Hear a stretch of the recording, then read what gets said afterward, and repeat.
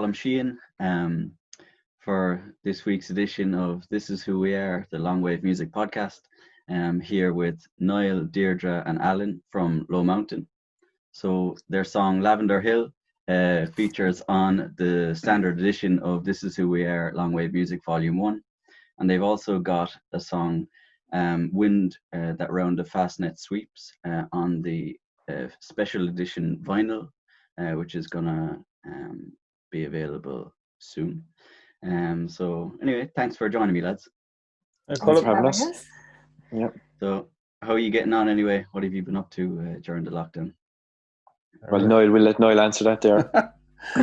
The reason you're saying that now is because you all know I've had a bad day today. I was recording some tracks for a song of Alan's for the album, the upcoming album, and things went against me. Let's put it that way. But all was well in the end. But I had a long and a kind of a stressful day. I thought just when I thought I was finished, I thought I'd lost the entire file, and that was not good.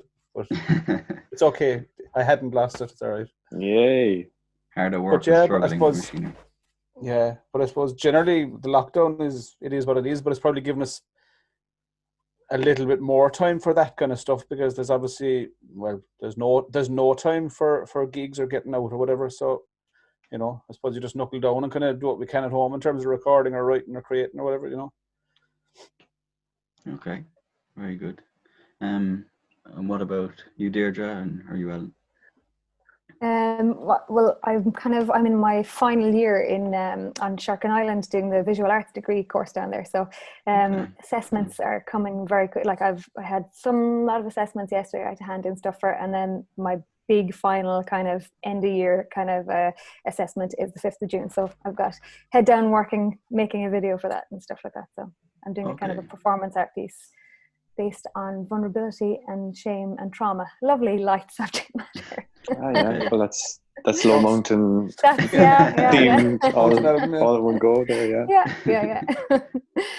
That's very interesting. And has it changed a lot in the lockdown in terms of your assignments and everything like that?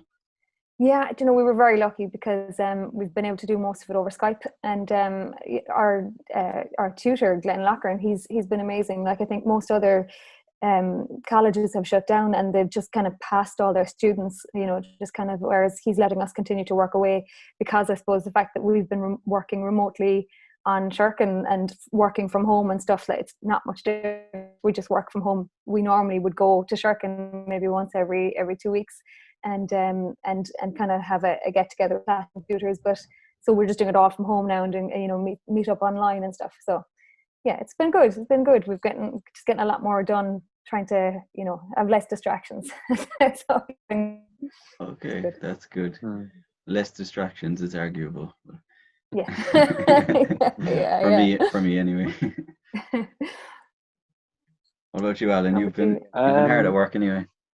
I've been hard at work, but I suppose from a music point of view, I've been using the time to set up home recording, because I kind of had a bit of gear. I bought this iRig connector that you can connect to your laptop. So right, what's that for? Record. It's just a little interface that will connect a XLR cables just directly into your laptop. Brilliant. Okay, So I got that, and then I bought software then, Ableton Live 10. So I just got a light version of that actually during the week. And it's just welcome to the madness. So yeah. And I bought myself a Zoom as well, so woohoo, I'll be able to send vocals. Yeah. Very good. I'm a bit of a Zoom advocate as well. I have a couple of their bits of gear. I use their one of their things as an interface as well now, the R8. So it's handy. Yeah, I've the R8 as well. Yeah. I bought it off a buddy of mine called Niall Driscoll. You bought what one did you buy? The R16 or something? I started with the original H4. Oh, look, here he goes. This is tech talk here. It's the old one. Then I got the R8. Then I got the R24, and I got the new H4 in the middle as well.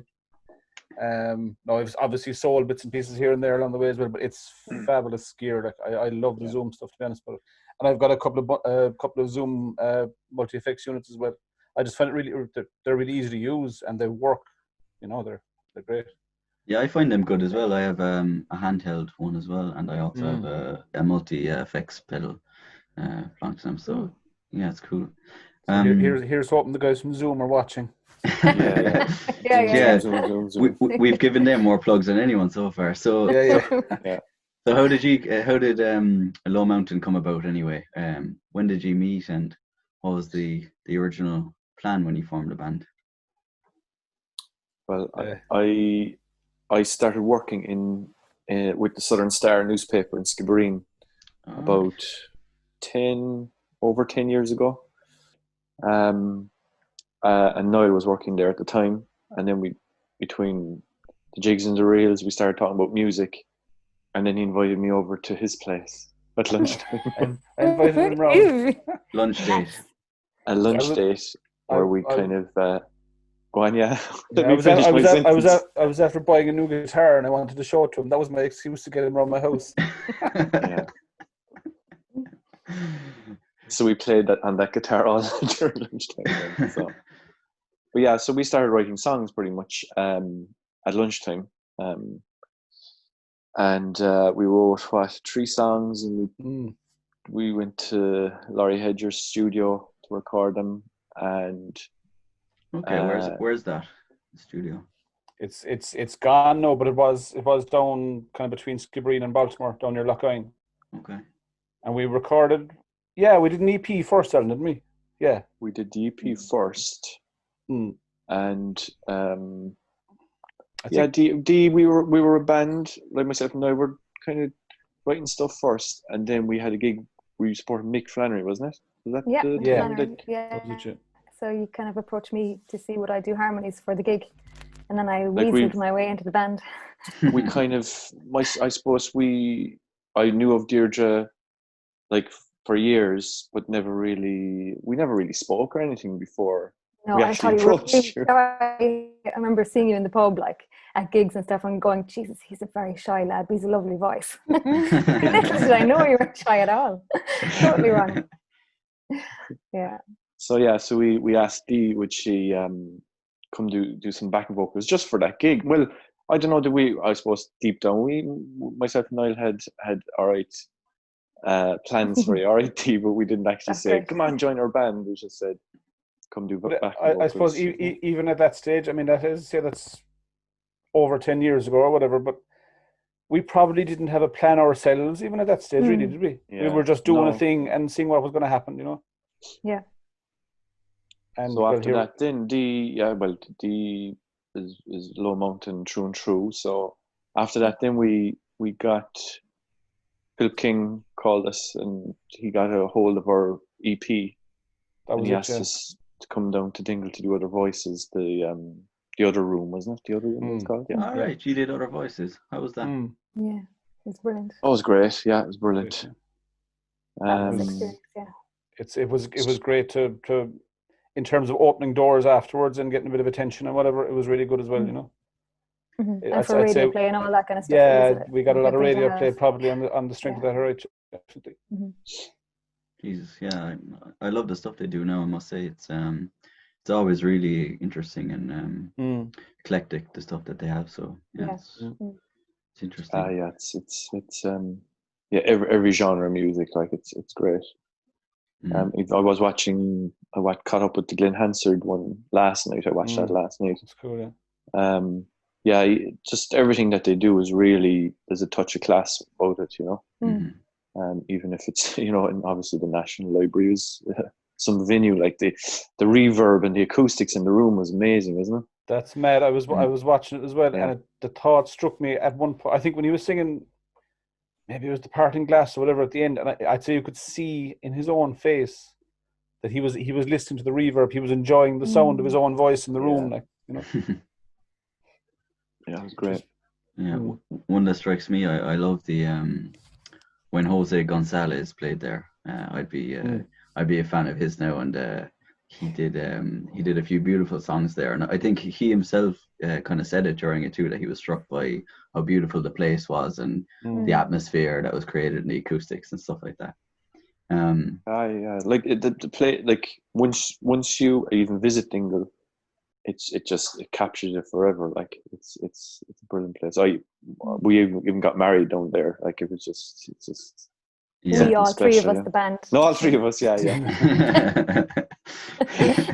She's standing at the And altar. Alan isn't and Kat. Yeah, I actually went to Irish college down there, That's a Cork.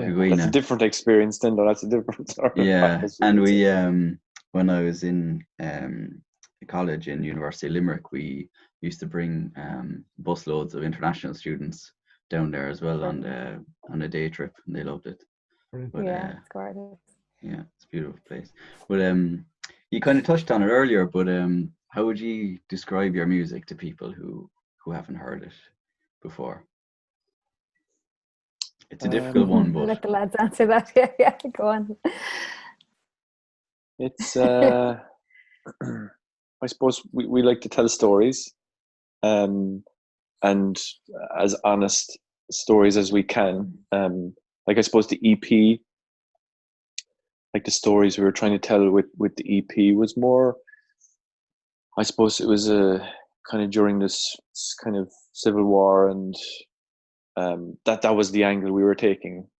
It wasn't Yeah, it? there Niall, was wasn't it? we'd taken a bit of inspiration from some stuff right around, War of Independence, Civil War, and things. Not nothing political or anything like that or whatever, but No. it was kind of more kind of social history stuff that we'd come across, and some family stuff in the background and things like that, whatever. Yeah, But I letters and suppose, stuff that would have yeah, inspired lyrics of songs and stuff. yeah, there was letters from my grandfather when he was interned in during the Civil War and things like that, that he would have written to his family would have been source of inspiration for Captive Blue. For example, one of our hits. Let's put it that way. One of the better known songs, anyway. But I suppose in terms of what we do, we get described as kind of alternative folk, I suppose, whatever that is. But I don't know that we think that hard about it ourselves, really, in terms of what we're doing. We just kind of, Not really. it kind of, it just. I don't think we label ourselves necessarily anyway, really, other than that, maybe as Alan said,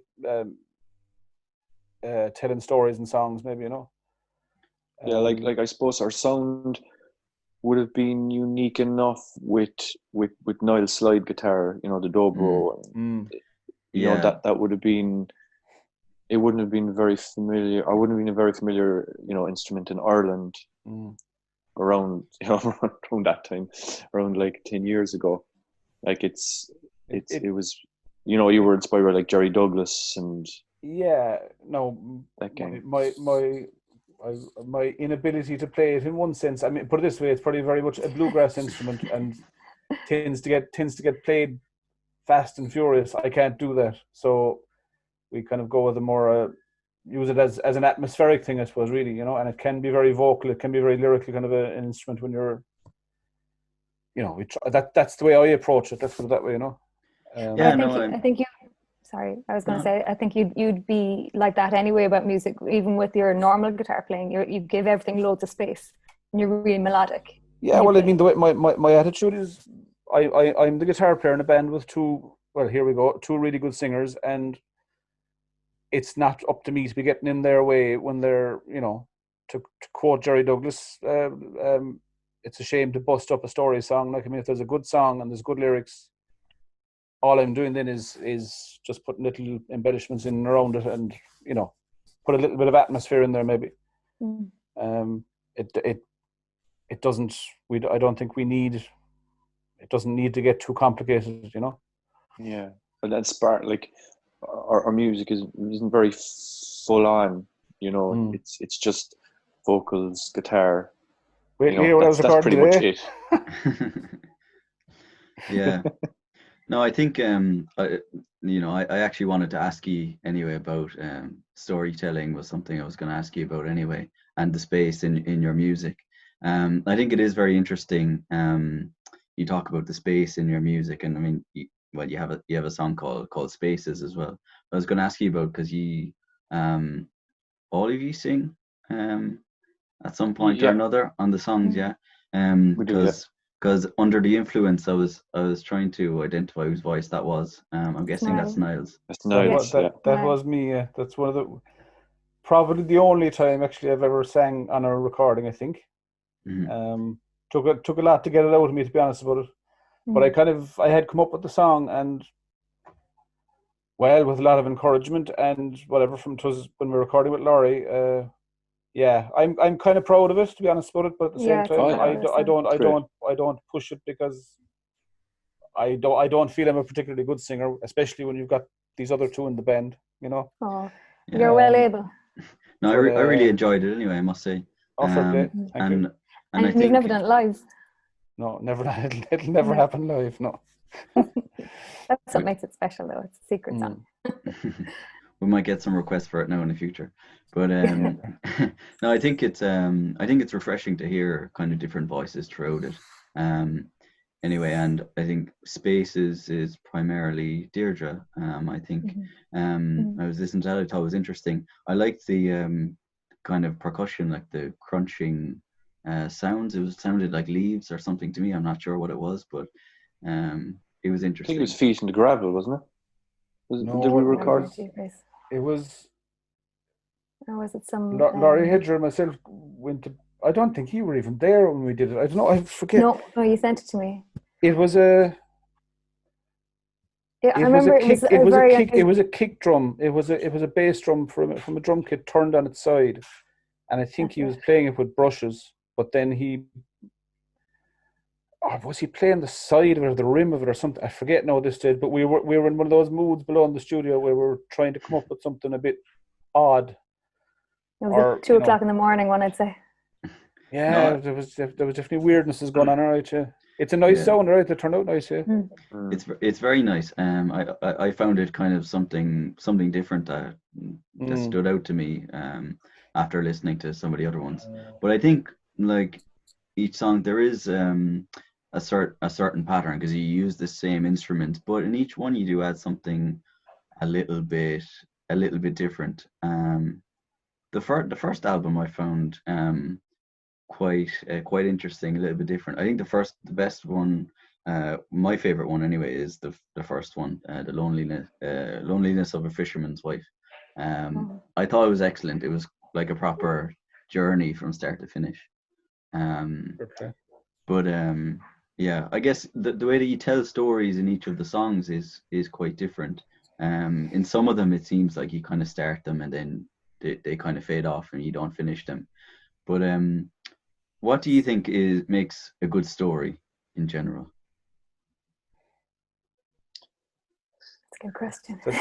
That's well, I'm looking at you, Alan, because you were the one that's writing most of the lyrics anyway. But yeah, I suppose I tend to veer towards the kind of the sadness in songs, that either heartbreak or loss.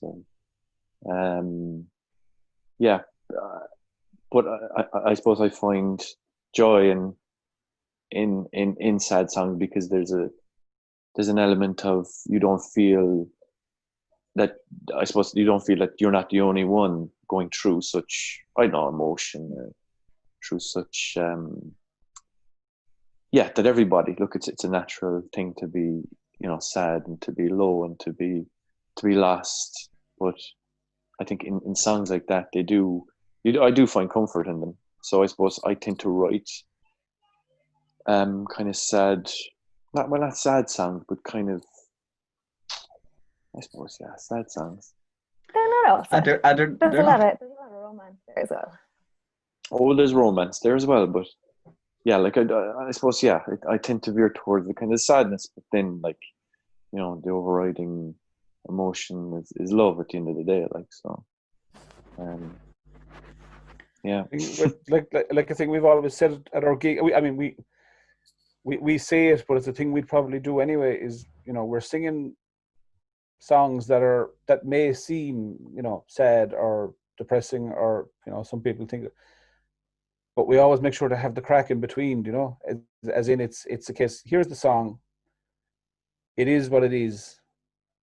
but I think it's kind of a catharsis almost or whatever, that you're singing these sad songs, but you're letting it out here, or you're giving other people an avenue to, as Alan said, we kind of share in the we all have these moments, or we all feel love or loss or whatever,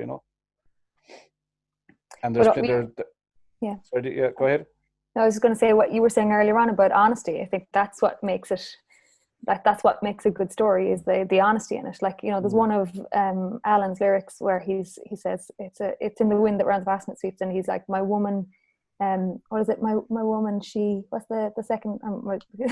She battled through rough seas and cancer, and that's the first thing you hear in the song. You battled through rough seas and cancer, and like you never hear. I remember like Daisy Dee saying to me, "Oh my God, I've never heard anybody say the word cancer in a song."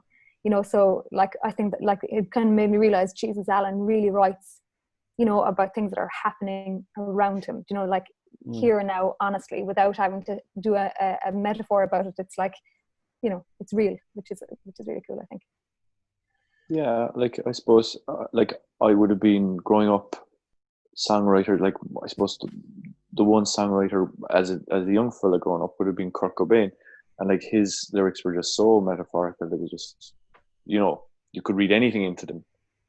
But then like as you grow older, some of the simplest songs are just, you tell it straight. It's there's no ambiguity, there's nothing. It's just, yeah, this is how it is, and either it's happy or sad kind of thing. Yeah. Yeah. Yeah, go ahead, Colin, sorry. No, I was just going to say, I really enjoyed that song as well, the wind around the fast and it sweeps, and it did stick out to me when I heard, and cancer straight away in the first line, but it was really real to me, and I thought that something that I'm trying to move towards, away from kind of the metaphorical, and someone that I think wrote very well and very straight down the line was Amy Winehouse. And I thought that her lyrics were really, you listen to them the first time and you'd be taken aback, because you think, Jesus, did someone just say that in a song? And and then the next song, and then the next song, and then the next song. It's like Frank is incredible for that. But yeah, well, that's, I suppose, yeah, like I don't know, did you see the Glenn Hansard songwriting thing on Instagram? He did 2 hours of kind of songwriting, kind of how he write songs, and it's like if you're not true to the song, then you'll never sing it. There's no point in even writing it in a sense, like.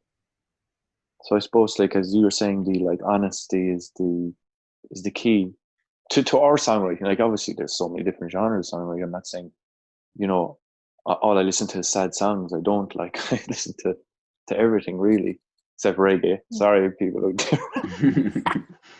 I like a bit of reggae myself, but sure, look. I'm allergic to reggae. Nothing against reggae. It's just I wouldn't listen to it at all. But I think what works nicely amongst the three of us is there's no kind of I don't think there is any, but there's no preciousness with the songs in. Like, I mean, there's been a number of times when I've kind of had what I would consider the kind of privilege or whatever of Alan will come up with a song, or D Spaces, for example.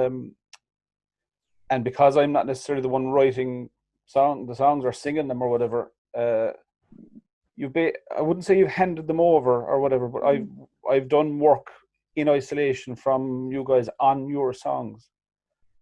And well, I think it's not like it's my song, you can't do that, or it's not, there's a kind of an openness between the three of us in terms of having a go at something, and what we like or what we don't like, we're able to say that as well. But it's nice to be trusted with a song, let's put it that way. Yeah, that's what it is, trust. And sometimes, like, you know it as well, Dee, like, you've lived with the song for so long. It's not that you just we actually don't sit down and write in one room. It's usually like I write the song or have the bones of maybe a chorus and a verse, but I might have lived with that song for like 6 months. So it's almost a relief going like, no, Niall, there you go, just do something with that there now. I've done all I So- can with it. Yeah. Well, that in a sense, but then like what Niall might come back with, or we might, when we do get together and rehearse, and we might rehearse it out, or then you'd get inspiration again, so it's fresh again in your head, after so long, like. But I suppose that's the way we tend to write. It's just bouncing stuff around the place, and I suppose now with the situation that we're in. It's easier to do that now. Sometimes you'd forget that like the technology was always there. Mm.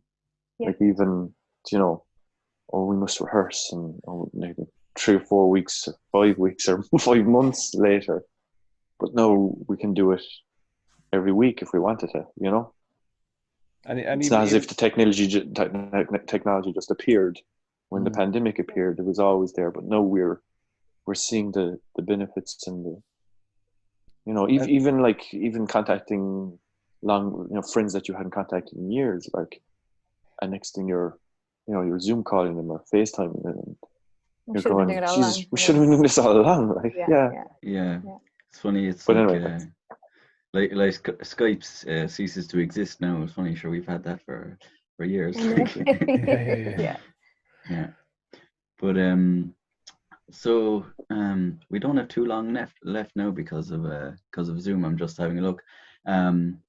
So what's next for LOWmountain anyway? It's been 2013 was your last album. So what's that was DNA. So what's changed since then, and what's on the horizon for you? Well, there is a third album on the way. I mean, there's 6 or 7 songs. There's a couple of songs complete, I suppose. Hopefully, there's another one very close to completion after today.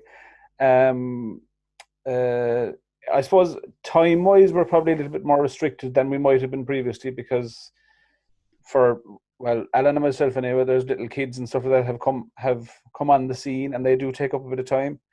But I think we're kind of we're coming to a stage now again where we're actually finding the time again, and to Alan's point about technology and things like that, he sends me a file, I can work on it here and send it back to him or whatever, or some of the basic tracks that were done in Wayfield Studios there in Clon with Brian Casey. I've now got those basic tracks here, and I'm working on them, and they can be finished at Brian's in again whenever we get the chance to go back there. So yeah, at the moment it's just working away on album number 3. It's a little bit slower than we'd have liked, but that's all right too. What's it that John Lennon says about life getting in the way of your plans or something? There's just other things happen, but that's fine. Very good. And well, Alan has found the time to work in a solo project as well. Fair play to him. He's got he's got a new single out, and the album in September. Al, is it? that's right. Yeah, but I don't want to talk about that. That's sorry, but we can talk about it. We can talk about it. It's brilliant. Keeping an ear out Jesus. for ADT. Yeah. We'll be riding on your coattails for that one. It's all right. No, Dee and myself will be playing support. Yeah. I really enjoyed the single, I must say.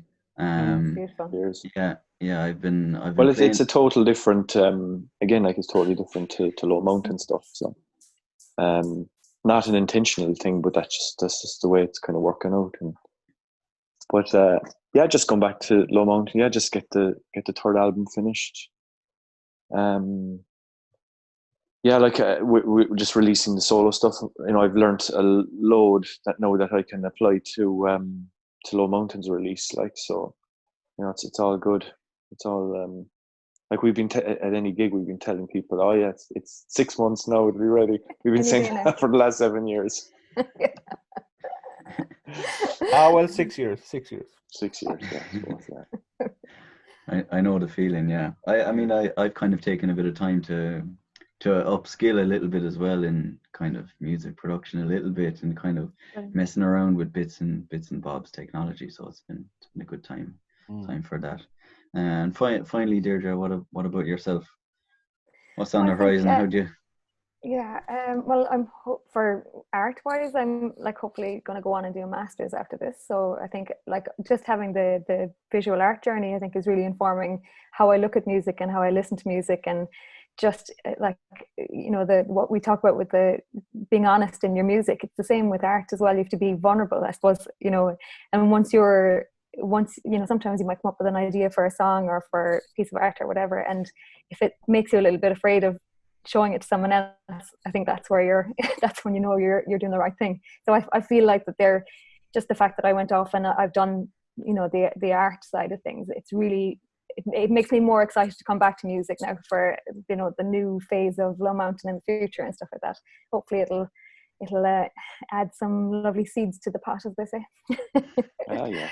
Very good. Well, I'm very interested to see what the next album comes out sounding like. So very good. Very good. Same Anyway, with us. thanks for joining us, lads. Thanks, Colin. And we're all looking forward to the next release and the ADT stuff as well. Cool. So thanks a million, and chat to you soon. Thank you. Cool. Cheers, Colin. Take care. The deepest ocean is not deep enough for my tears. Always caught up in conversation. You left me